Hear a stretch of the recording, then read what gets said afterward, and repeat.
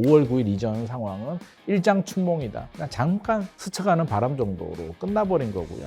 추세 흐름을 보게 되면 4월 중순부터 반등, 바닥을 찍고 이제 반등을 하고 있는 추세였는데 아마 추석 있잖아요. 9월에. 저는 추석이 지나면 이제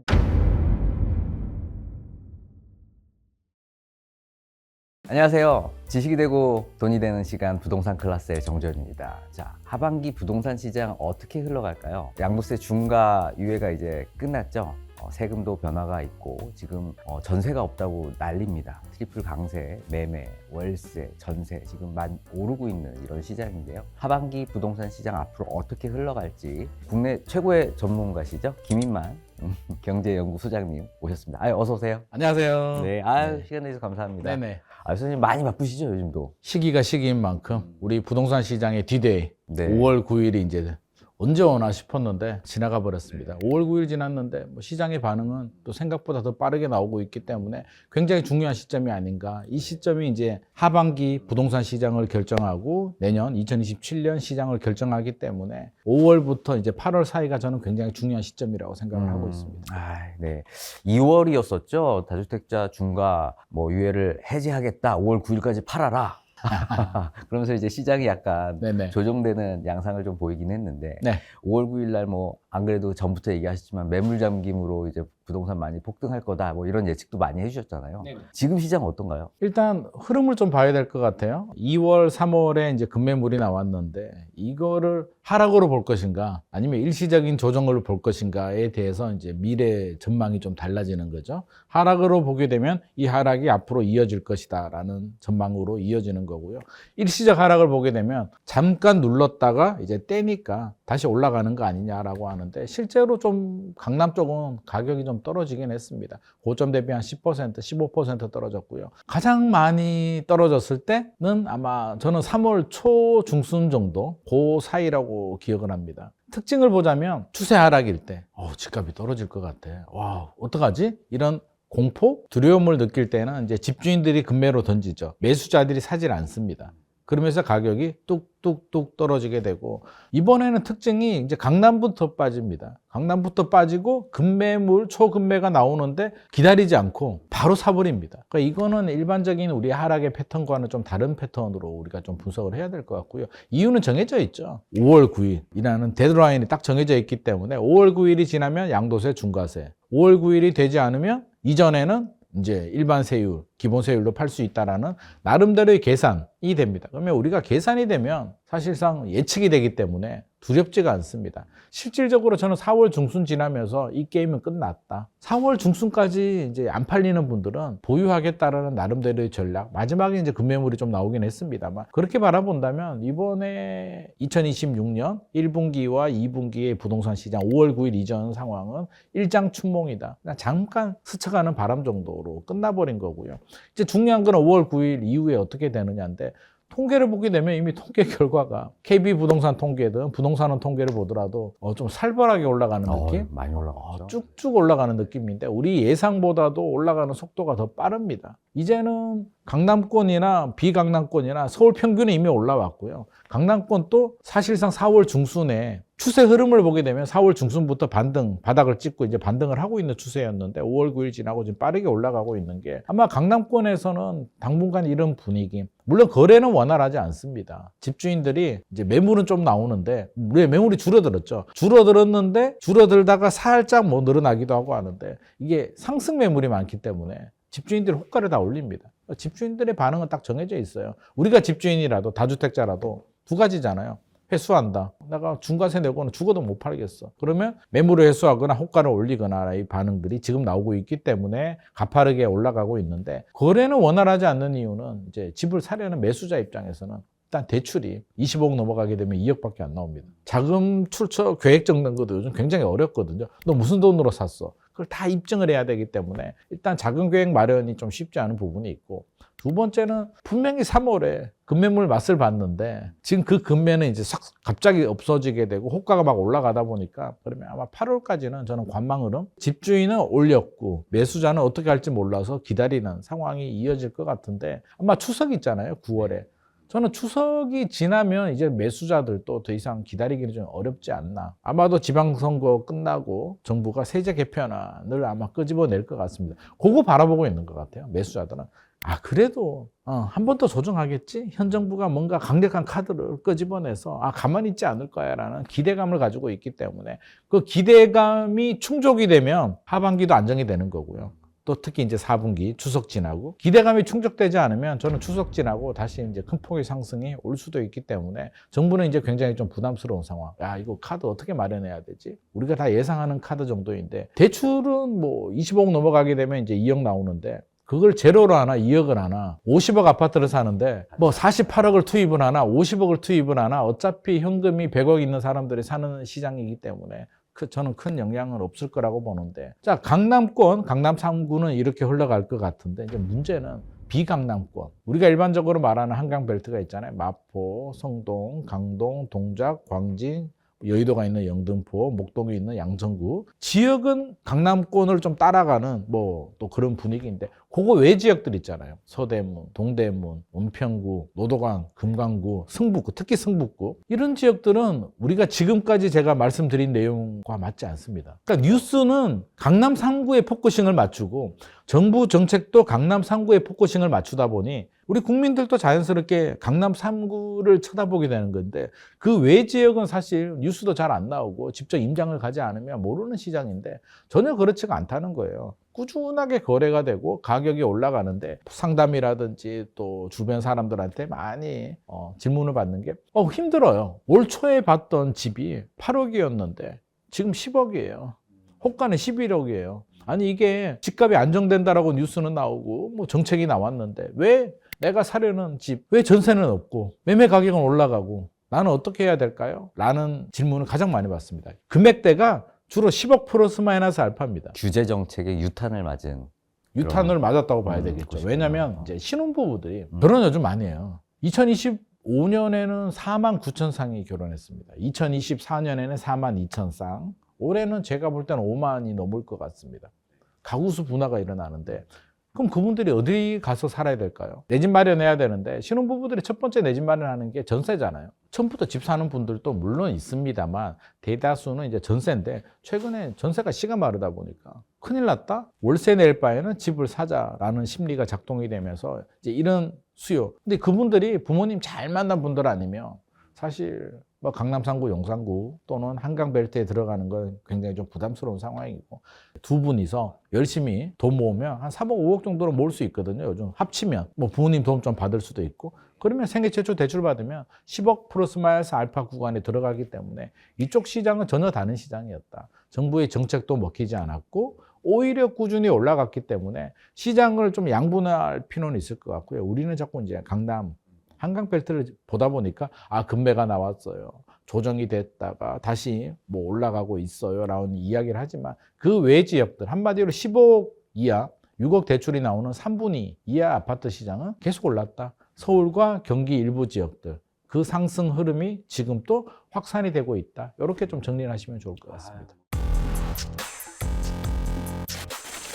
지금은 현재 가격대별로 흐름도 좀 달라왔고 네네. 지금은 또 전세가 지금 없는 상황이죠. 과거와 다른 게 이제 박근혜 정부 때도 전세난이 있었습니다. MB 박근혜 정부 때 그때는 아마 제 기억으로 MB가 전세 자금 대출이라는 제도를 도입을 합니다. 서민주거 안정을 위해서. 그럼 어떻게 되죠? 예를 들어서 전세가 한 2억 정도 했는데 집주인이 전세금 좀 올려주세요. 한 5천 올려주세요. 2억에 5천은 큰 돈이거든요. 제가 5천이 어디 있어요? 돈 없어요. 은행 가봐요. 지금 대출 해준다잖아. 은행 가면 다 해줘. 진짜요? 가니까 5천만 원 대출이 그냥 뚝 떨어지거든요. 저리 대출이 나옵니다. 그렇게 되면서 이제 전세 가격이 기하급수적으로 올라가거든요. 그래서 박근혜 정부까지 이어졌는데 그때 방송하면 그 방송의 주제 헤드라인이 전세난이었어요. 이 전세난 언제까지 가냐? 라고 해서 박근혜 정부 때 2011년 MB 마지막 그때가 서울의 전세가율이 50% 초반대였는데 2016년은 70%가 넘습니다. 집값은 크게 오르지 않았는데 전세 가격이 올라가다 보니까 이제 천정부지 올라가거든요. 그래서 메인 주제가 전세난이었는데 그때 전세난의 특징이 뭐냐면 가격이에요. 대출 받다 보니까 서로가 집주인도 좋고 세입자도 월세 내는 것보다 5천만 원 올려도 대출 이자가 얼마 안 나오다 보니까 그런 식으로 올라가는 전세난이었고요. 지금은 아예 전세 대출도 지금 많이 막아서 무주택자들만 전세 대출 좀 받을 수 있지 않나요? 전세 대출 또는 뭐 일반 매매 담보 대출 모두 다 막혔습니다. 거의 다 막혔다고 봐야 됩니다. 왜? 정부가 얘기를 하잖아요. 4월 1일에 가계부채 그 방향 관리 방안이 나왔는데 절연입니다. 정부의 방향성은 부동산과 금융의 절연이에요. 네, 금융에 있는 돈이 꼭 필요한 생애 최초나 꼭 필요한 거주하시는 분들의 용도가 아니면 잘라버리겠다. 이게 절연하겠다라는 게 아무래도 이게 그 금융이 주식시장이든 또 더 활성화된 금융권에 있는 경제 돈이 활성화로. 주식으로 가야 되는데 생산적 금융으로 가야 되는데 부동산을 비생산적으로 이제 보고 있기 때문에 그걸 차단하겠다는 건데 뭐 의도 자체는 뭐 충분히 이해할 수 있습니다만 현실적으로는 이제 부작용들이 생기게 되죠. 일단 전세 대출이 거의 안 나오게 되고 이게 모든 게 맞물린 것 같습니다. 이게 그러면 과거에는 가격이 올랐는데 지금은 어떤 전세는 아닌가? 우리가 두 마디로 정리를 하면 매물 실종, 가격 상승, 더 고통스럽죠. 아니 올려주더라도 전세 집이 있으면 내가 골라서 갈 수가 있는데 요즘은 보고 싶다라고 하면 일단 기다려봐라. 왜 세입자가 집도 잘 안 보여줍니다. 전세 매물도 하나 있습니다. 하나 있는데 세입자가 수요일에 오래요. 그래서 얼른 갑니다. 가니까 이미 앞타임이 번호표 뽑아래. 5타임이 기다리고 있습니다. 기다리고 있는데 내가 집 보러 가야 되는데 연락이 없어. 아, 사장님 우리 순서 언제 와요? 앞에서 이미 계약금 넣었대. 그럼 나 어떡하지? 나는 다음부터 안 볼 테니까 계좌만 주세요. 그냥 계약금 넣을게요. 이게 노루 계약이거든요. 보지 않고 계약한다. 요즘 노루 계약이 유행이잖아요. 아니 보는 시간에 이미 나가버리니까 물건이. 다른 사람이 계약금을 먼저 노루구로 쏘아버리니까 집 보고 계약하겠다는 전략은 이제 옛날에 우리 추억 속에 송금부터 그러니까 집이 하자가 있으면 나중에 얘기하면 되지 집부터 보고 계약한다 그러면 부동산에서 그거 안 하겠다는 거죠. 괜찮아요. 안 하셔도 돼요. 아니에요. 우리 물건 없으니까 어쩔 수 없어요. 라고 반응이 나옵니다. 그래서 씨가 말랐다. 지금 비거주 1주택자에 대한 실거주 의무를 좀 올해까지 유예하겠다라는 이런 정책도 나왔잖아요. 네네. 어떻게 좀 효과가 좀 있을까요? 모든 정책은요, 네. 이제 명암이 있잖아요. 긍정의 효과와 부정의 효과가 있는데, 긍정의 효과가 더 크면 부정의 효과가 있더라도 이제 할 만한 거죠. 그럼 정부의 의도는 이겁니다. 입주 물량이 안 나오네. 작년에 97 공급 대책, 올해도 129 공급 대책 나왔는데, 어떻게 생각을 하냐면, 입주 물량은 어차피 시간이 걸려. 우리가 아무리 열심히 해도 완공 물량까지 나오려면 2030년 이후가 되니, 매물을 좀 많이 나오게 해야겠다라는 데 이제 초점이 맞춰진 것 같습니다. 그러면 저는 이게 좀 안타까운데 그럼 위에서 지시가 내려올 거잖아요. 야, 매물을 늘리는 걸 고민해봐 그러면 거기만 꽂히는 것 같아요. 그래서 다주택자 양도세 중과세도 그렇고 야, 매물 나오는 데 초점. 지금도 마찬가지잖아. 올해 말까지 비거주 1주택이든 다주택이든 팔기만 팔아 제발. 막 이렇게 지금 뭐 압박? 또는 당근? 뭐 이런 걸 주고 있는데 긍정과 부정을 보죠. 뭐 긍정의 효과라면 매물이 좀 나올 수도 있겠다. 근데 누가 팔까요? 서울집을? 제가 생각을 해봤는데요. 팔고 안 사는 사람이 누가 있을까? 수도권이나 지방으로 가는 사람이 누가 있을까? 생각을 해보니까 그런 분들이 있더라고요. 고령자들. 20년 전에 5억에 샀는데 이게 재건축이 돼서 50억이 될 수 있잖아요. 우리 20년 동안 그런 현상들이 발생을 했잖아요. 나는 신세계 백화점이 좋아가지고 경남 아파트를 5억에 샀는데 그게 재건축해가지고 원밸리가 됐네? 뭐 이런 분들 제 주변에도 있거든요. 근데 그분들이 엄청난 부자냐 그러면 그 시절에 대출을 받아서 5억에 산 사람이에요. 근데 가격이 올라서 자산 가치는 뭐 50억, 60억이라고 하는데 현금 흐름이 좋지 않아요. 근데 나이가 이제 70대예요. 그럼 어떤 생각을 할까요? 팔고 애한테 좀 주고 나도 돈 좀 쓰면서 살자. 소고기도 사 먹고 차도 요즘 자율주행차 좋더만 그런 거 좀 타고 친구들 만나서 한턱 내고 사실 저는 그게 맞다고 보거든요.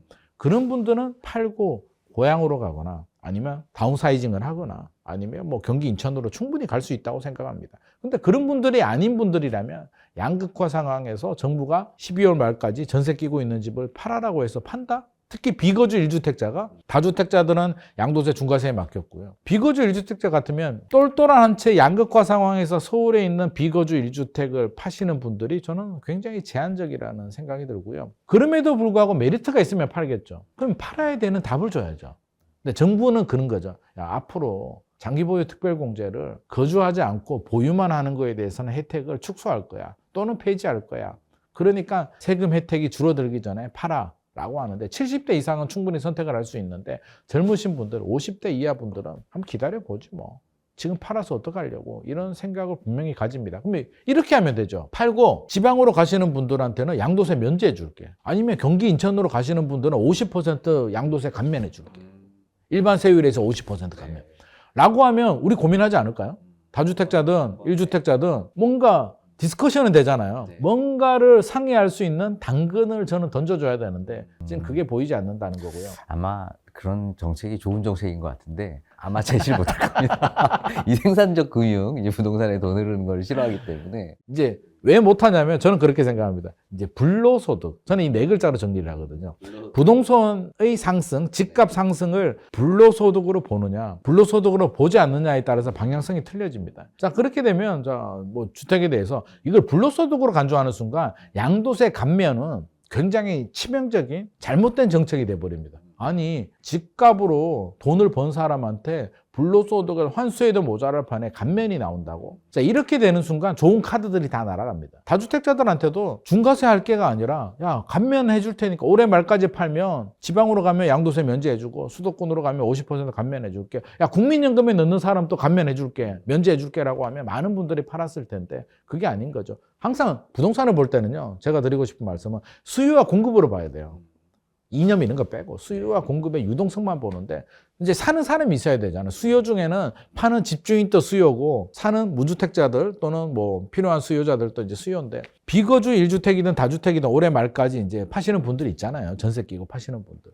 무주택자들이 사야 되잖아요. 정부가 이제 무주택이라고 못을 딱 박아버렸습니다. 일반적으로 어떤 분들이 많이 거래를 하냐면 모은 돈을 보태고 대출 좀 더 받아서 갈아타기를 합니다.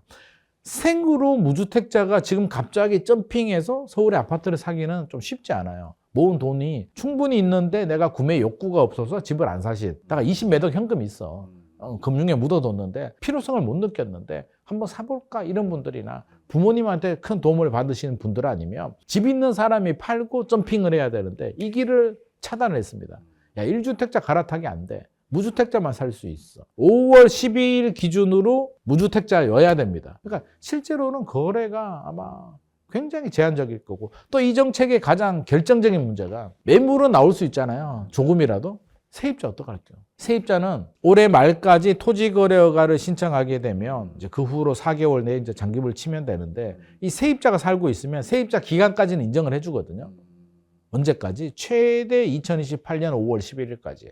한마디로 세입자의 계약갱신 청구권이 무력화됩니다. 그냥 28년 5월까지는 팔아야 되는 거고. 무조건 집주인이 입주를 해야 돼요. 예를 들어서 뭐 올해 초에 전세 계약을 하신 세입자가 있을 수도 있죠. 2년이 지나서 그분이 이제 저 계약갱신 청구 쓸게요. 그러면 집주인이 그러겠죠. 제가 입주해야 돼요. 안타깝지만 못 해주겠습니다. 그러니까 세입자의 계약갱신 청구를 무력화시키는 세입자 입장에서는 이게 날벼락 같은 그런 정책인데 이런 게 전혀 고려가 되고 있지 않다는 거예요. 저는 굉장히 좀 치명적이고 오히려 전세 시장에 영향을 주게 되죠. 무주택자들은 대출이 안 나오니까 사기도 어렵죠. 갈아타고 싶은 1주택자도 길이 막혔죠. 다주택자들은 메리트가 없기 때문에 중과세 때문에 못 팔죠. 비거주 1주택은 똘똘한 채 이거를 어떻게 팔지? 그렇게 따져보면 그냥 매물이 나오는 정책만 하지 이게 실제로 어떤 부작용이 있고 거래량으로 어떻게 늘어날 것인가에 대한 그런 고민은 저는 굉장히 좀 부족하지 않나.